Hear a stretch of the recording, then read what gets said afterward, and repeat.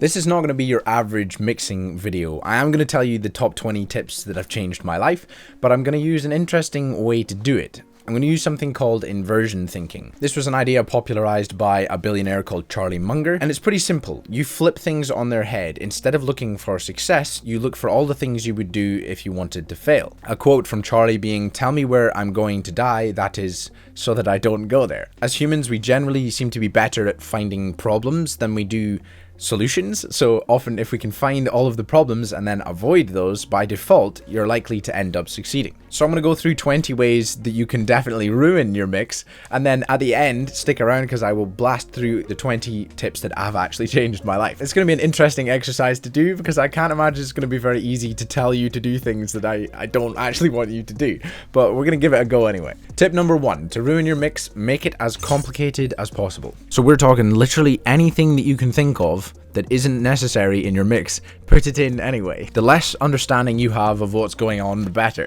That way, you're very likely to have no idea where sounds are coming from and why it sounds the way it does. Extra bonus points if your mix has no idea what it's trying to be, because you have no idea what the genre is, and you also have no idea what the final outcome you're looking for is. Following on from that, tip number 2 is to make the volumes as dysfunctional and unbalanced as you can. Tip number 3, don't master any of the basics, so compression, EQ, signal flow, volumes.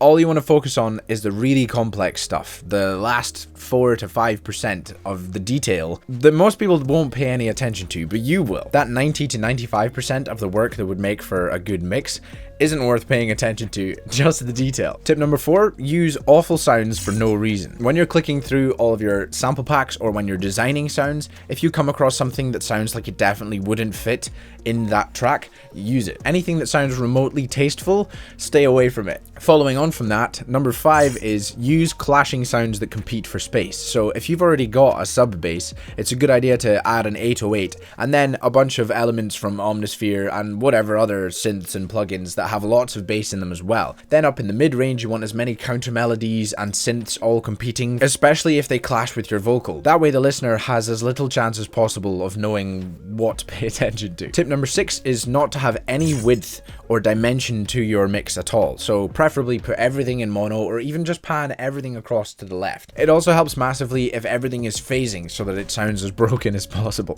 Tip number 7 is to use way too much of a good thing. So when someone says that they like bass, what you're going to do is you're going to boost the bass as much as you possibly can so that they no longer like bass because it's the only thing that they can hear. Or when you find a satisfying snare sound, you're going to push the snare sound so that it's so obnoxiously loud that everyone skips because it hurts to listen to. On that theme, tip number 8 is to use massive washy reverbs and effects like delays, because everyone knows that reverbs and delays are cool, so the more that you use, the better. Tip number 9, be as disorganized as you can be. That way you have no idea where the sounds are going, where they're coming from, and if you decide that you want to adjust something, you don't actually know how to.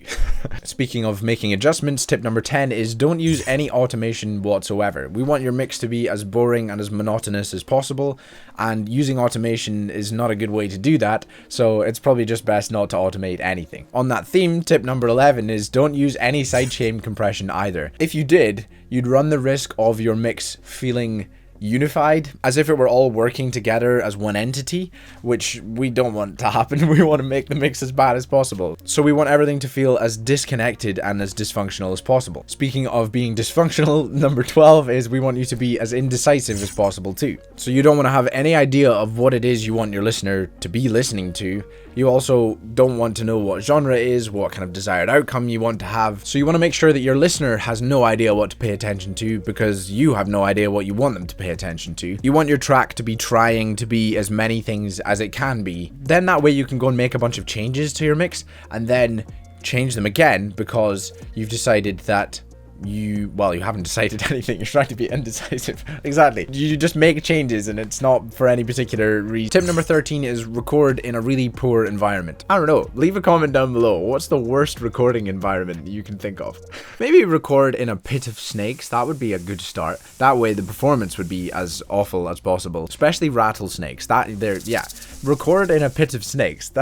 Tip number 14, don't work with a reference. Just create off of pure inspiration and trust that somehow, by pure luck, you will create something that works really well. Or actually, if you do use a reference, use as many references as you can, so that you're aiming for the high end and the mid and the low end from 10 different songs that all sound different. Whilst you're doing that, tip number 15, don't stop for a break ever. As soon as you start the idea, keep going until it's completely finished. And then as soon as you finish your mix, run it through your master and then export the first master and call it master final, and that'll be you done. Tip number 16, mix with your eyes and only focus on the numbers. So it doesn't matter what it sounds like, it just matters that it looks cool and that you're getting a reading of at least -2 LUFS. When you're using compressors, for example, always set the attack to 4, even if they're different compressors. 4 worked in the past, which means it's obviously going to work again. It's literally making me like anxious to say all of these things because it just feels wrong. It's such a strange exercise, but it's actually kind of fun as well. Tip number 17, use as much processing and plugins as you can. Even if your computer is handling everything well and it's going in a good direction, you want to sabotage that as much as possible by using as many Omnisphere patches as you can, and then as many Ozone 9s on every single mixer channel that you can too. Because if the CPU is maxing out and the total cost of your project is as expensive as possible, then it's obviously going to be good. Whereas if you're working within your means, or you even dare to use a stock plugin, then it's obviously amateur. Tip number 18, only pay attention to the thing that you're mixing. So you could even solo it so that all you're listening to is the kick drum, but even when you listen to it with everything else, just pay attention to the kick drum, and if it slaps, then it slaps. Tip number 19, we're almost there.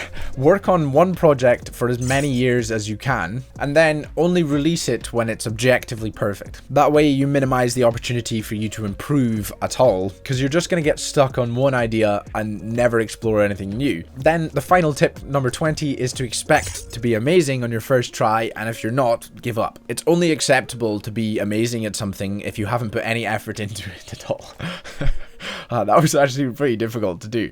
Alright, there we go. Those are my 20 tips to ruin your mix. Now, the bit that you've probably been waiting for, I'm going to flip it back on its head. I'm going to go through the 20 of the things that you actually do want to do. We're going to make this quick fire, and I really hope it helps. Number 1, keep the mix simple. Number 2, get the volumes right. Tip number 3, master the basics. You don't need to know how a multiband compressor works or how mid-side EQ, all those kind of things work, although of course they are helpful at times.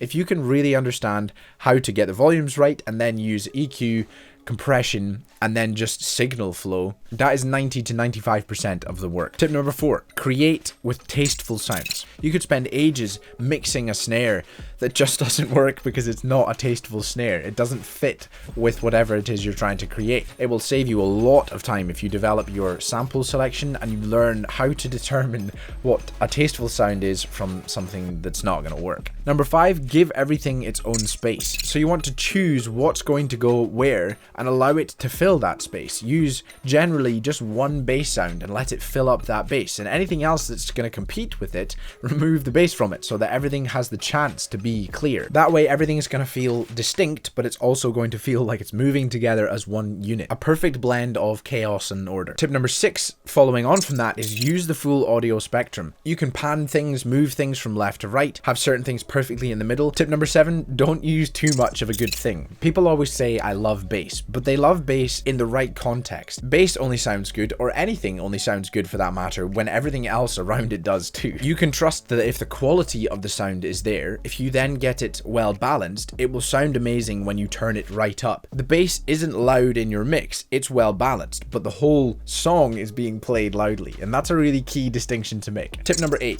reverb and effects are powerful servants, but they are terrible masters. If you let your sounds be dominated by reverbs and effects, it's a surefire way to ruin the quality of your mix. You want to make sure you automate them up if they are going to be big in certain sections, but you then pull them back down again, EQ your reverbs, and keep control of them. They are, after all, effects, not the main feature. Tip number 9, organize your project. You don't have to be totally OCD about it, naming and coloring everything, although some naming and coloring can really help.